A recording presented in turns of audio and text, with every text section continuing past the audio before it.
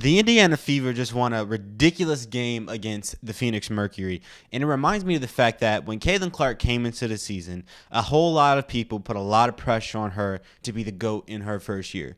And Caitlin Clark has not been the GOAT so far, but if you remember Caitlin Clark, and I think her first press conference, she said that she wanted to get this team to the playoffs, and they're on the verge of making the playoffs. After starting off this season, I think they were 2-9. The Indiana Fever are winning big-time games against the Phoenix Mercury.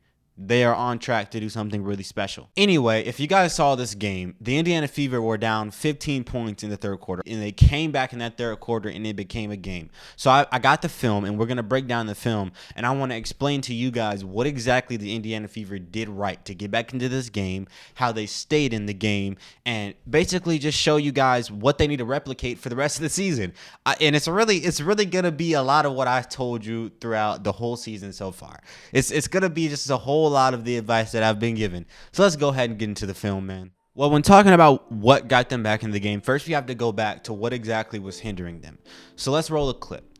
This is a rebound by an Alyssa Smith, and she denies Caitlin Clark the ball. She's denying Caitlin Clark the ball, and there was a whole lot of that in the first half.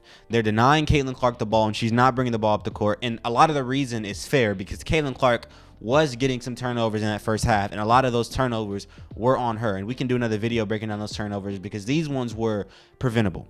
And you know what? They started icing Caitlin Clark out because of the turnovers. That is the number one no-no. That is the number one no-no. You don't ice Caitlin Clark out because she's getting turnovers, because she is one of the best playmakers in this league. Caitlin Clark is known for making the right reads. Check out this play. Caitlin Clark is going to beat her defender, and she's bringing the ball up the court here. She beats her defender, easy layup. She's always going to make the right read. Whether it's calling her own number or her teammate's number, she's going to make the right read. Caitlin Clark never makes a pass that is not a good look. She'll never do that. Every single one of the passes that end up being turnovers are just sloppiness on her end. But her vision is there. Her decision making is there. How she executes can be argued about, but the fact that she makes the right decisions most of the time is very true. So you want her to bring the ball up the court. Let's look at the next play. Look, she's bringing the ball up the court, and she makes another one of those right decisions. It doesn't become an immediate assist, but guess what? She makes use of the fact that Ali Boston is going to cut, and even though Ali Boston misses the layup, Alyssa Smith gets the rebound and makes it. And she is making the right read. These are great passes. She's making the right pass and the right read. And that is what's paying off. What you cannot teach is somebody who has wisdom on a basketball court. Caitlin Clark has wisdom on the basketball court that a whole lot of players don't have. She sees things that a whole lot of players don't see. It falls back on her not executing. It has nothing to do with her vision. Vision is not something there's no learning curve to vision. If you can see the court, you can see the court. And that is something that she brought from college, and that's something that cannot be taught. That is a gift, to be able to see the floor in the way Caitlin Clark sees the floor. Let's go on to the next play, because it's literally a whole bunch of that. This whole run is Caitlin Clark floor generaling. That's what it is. Look, Caitlin Clark is bringing the ball up the court. They have numbers. She's going to make the right read every time. Kelsey Mitchell, she starts lighting it up. And we're going to talk about her brilliance later on in this video, because we're going to roll the clips and we're going to break down a film of when she starts cooking. But look, Caitlin Clark is making the right read. What a nice bounce pass. That's a lot of the things that we've been missing with Caitlin Clark. She's been seeing that since the first day. She's been seeing that look since the first day. But sometimes it's a turnover there because she might throw a chest pass instead of a bounce pass. Like I said, it's not the vision. There's no learning curve for that. You bring that from college, and it's the same. If you can see, you can see. But how are you going to pass the ball? How you're going to get the ball to the person that you see that's open, that has to be dealt with. Look at this play. Look at this play. Kelsey Mitchell gets a steal, and she gives the ball to Caitlin Clark. Caitlin Clark has numbers, and guess what? Kelsey Mitchell made the right decision because the ball goes right back to Kelsey. It goes right back to Kelsey, even though she missed it, and even though they don't convert on this play. That is a really great shot. The floor is open. Things are happening. Give the ball to Caitlin. There was so much at the end of that second quarter, just really the second quarter, and a little bit at the beginning of the third quarter, where they're icing out Caitlin. Other people are bringing the ball up the court, and they're putting her in the corner. And it's like, I get it. She's getting turnovers. She's costing you possessions here and there, right? But at the end of the day, she is your best playmaker. And when she has the ball in her hands and she's playmaking, making use of the defensive attention she gets, good things happen. You cannot teach how the defense reacts to Caitlin Clark. That is something you cannot scheme. You can't scheme that, but you have to take advantage of it. If you're Christy Sides, you have to take advantage of that. You cannot teach it. You cannot make it happen. You cannot make gravity like that. It is not something that can be created. But guess what?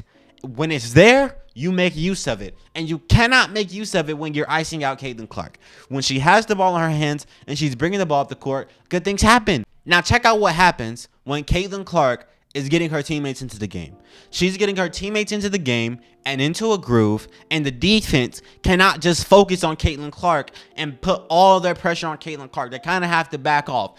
And this is what happens when they back off. Caitlin Clark can get big time shots like this. She can come down the court and have a good look like this. Easy shots. And one of the things I really liked about Caitlin Clark in this game was her shooting those shots. And we'll talk about that a little bit more later. But she shot that big time shot.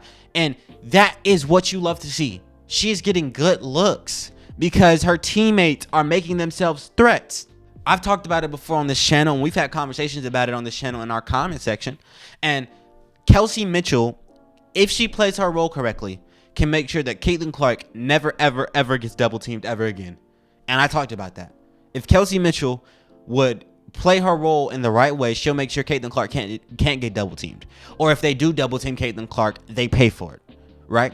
And we've talked about that, and we've seen improvements on that little by little.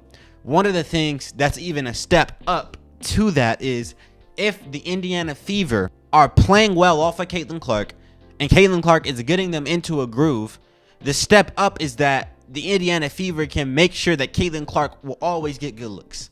She'll always get good looks, because when Caitlin Clark is denied any shot, somebody is allowed a shot. Let me repeat that. When Caitlin Clark is denied shots, when Caitlin Clark is being denied shots, somebody is being allowed shots. When you hit shots, make yourself in the right position to catch the ball, good things happen. Good things happen. Now check this out. Caitlin Clark brings the ball up the court again. Good things happen. Good things happen. She's going to make the right read every time. Look at the cut by Christy Wallace. A great cut by Christy Wallace. Caitlin Clark is going to make the right read. The issue has to do with how she makes that read happen, how she materializes it. She's going to see the player cutting, and she's always going to find that player. But guess what? Sometimes the passes are not on the money, or sometimes she doesn't throw the ball hard enough. It has nothing to do with her vision, though. She has arguably the best vision in the whole W already. It's arguable. It is. She's already a top 5 playmaker in this league, and she's a rookie. That's truth. She really is. The issue is how she makes the passes. But she's going to see you. So just make yourself available. Look, again, Caitlin Clark is going to find you. How many times am I going to have to say it? She's going to see you. She has the vision. That is something you cannot teach. And that is something that is not a part of this learning curve. Vision is vision. College or pros. Vision is vision. She has that. She has it. This is why we say bring the ball up the court, Caitlin Clark. This is why we say get Erica Wheeler out of the way. We don't say this because she makes perfect passes every time. It's because she has vision. And by the way, that last clip, that cut the lead to 1. They were down 15 points at one point, if my memory serves me correctly. The Indiana Fever were down 15 points. And by Caitlin Clark's playmaking, they get back into the game. Now, I wouldn't be right if I ended the video off there. Because, yes, it was the floor general of Caitlin Clark that got them back into this game. But what kept them in the game? What got them to lead? It was Kelsey Mitchell. She played her part. Let's break down what happened with Kelsey Mitchell. Now, look at this read by Aaliyah Boston. Caitlin Clark gives Aaliyah the ball. And Aaliyah Boston, she looks back and she realizes that something is happening. She finds Kelsey Mitchell. Easy three-point shot for Kelsey. She makes that shot. The defense is always going to be in scramble when you have a pick and roll with Caitlin Clark and Aaliyah Boston. The spacing has to be correct. The spacing has to be perfect. But if you have a pick and roll or even a simple pass between Caitlin Clark and Aaliyah Boston, the defense is going to be in scrambles. Always. There's always an opening. Always. If you go back on any one of those games, whenever Caitlin Clark and Aaliyah Boston do a pick and roll, there's always something. There's always something. 99% of the time, they do not figure out what that is before the 24-second clock goes off, right? But there's always something. If you sit there and analyze all these plays, when Caitlin Clark and Aaliyah Boston do an action, something happens. Something is open. And they found Kelsey Mitchell in this time. And the spacing was great. That's an easy three-point shot for Kelsey. Now look at this other three-point shot by Kelsey Mitchell. Kelsey Mitchell passes the ball to Caitlin Clark in transition. That is something I do not think I've seen all year. Kelsey Mitchell brings the ball up the court, pushes the pace, and then she decides, with her best judgment, to give the ball to Caitlin. And notice how it goes right back to Kelsey. Kelsey gets the ball right back. She gets it right back. Notice how she gets the ball right back. Because if you make the right read, she's going to find you.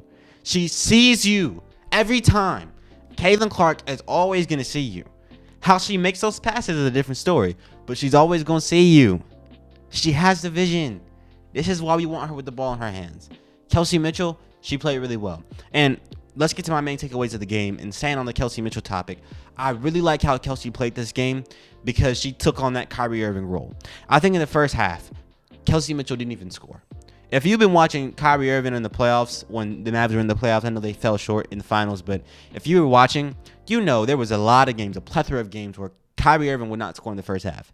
And I made the comparison maybe 5 videos ago where I said that Kelsey Mitchell needs to take on that Kyrie Irving role. What I mean is just playing the flow of the game. Play off of Caitlin Clark because Caitlin Clark is going to draw attention. Don't take the ball. Don't bring the ball up the court. Don't be the main ball handler. Just play off of Caitlin. I saw a lot of that from Kelsey Mitchell this game. I didn't see a whole lot of her playing hero ball, bring the ball up the court, trying to be the point guard. But she sat in the corner somewhere. And when the gravity that Caitlin Clark draws, when it was drawn, Kelsey Mitchell made herself available. And she made big-time shots. That is what Kyrie Irving does. If you know Kyrie Irving and you've seen the success of this Mavericks team this season, bringing them all the way to the finals, it was a whole lot of Kyrie Irving playing off of Luka. Luka brings the ball up the court. Luka draws 2 people. Kyrie Irving makes use of that by putting himself in the right position. That's what we saw with Kelsey Mitchell, and that's what we love to see. Another one of my takeaways from this game is that Caitlin Clark was shooting shots that she shot in college. And she missed a lot of them. And I know some people will probably say that she shouldn't have shot some of the shots she shot, but I like every single one because I like the audaciousness of her shots.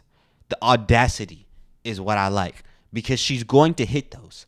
And nobody becomes a great shooter by not shooting, by being subservient, by trying to limit their mistakes. No, shoot the basketball. Klay Thompson is one of the greatest shooters ever. And when he gets into a shooting slump and he starts regressing and you start to see that he's falling off a little bit, he's getting old, you see that he shoots ridiculous shots. If you watch the Warriors this season and last season, Klay Thompson shoots stupid shots. But he didn't change his shot selection at all. These are the same shots he shot when he was the second best shooter of all time, in my opinion. Maybe he's third or fourth. You got Ray Allen, Reggie Miller. But he's top 5 all time, easily. He's right there with his bro Steph. He shot the same shots, but when he starts missing them, you realize how stupid they are, right? They're stupid shots, but no great shooter becomes great by not shooting the stupid shots. So I want Caitlin Clark to shoot those stupid shots, even if when she's missing them, you can look at them and be like, yo, that's a stupid shot. When she's making them, you're going to be like, oh, wow, nobody can do that but her. And it adds an element to the game to where if you would shoot that shot that the defense is daring you to shoot, if you're going to shoot the shot that the defense dares you to shoot, then you mess up their whole defensive scheme. And Caitlin Clark is doing that when she shoots those crazy shots. She missed them tonight, but she's not going to miss them forever. She made them in college, so I trust she'll make them in the pros. Either way, Caitlin Clark was spectacular tonight. She didn't have her best shooting game, but I loved her floor general play. Diana Taurasi, she played well, 42 years old, but it lived up to the hype. And you know what? They marketed it as this, GOAT versus Rook sort of thing, and the Rook came out victorious. So, yeah. Anyway, hope you guys enjoyed. I certainly did, and I'm out. Peace out.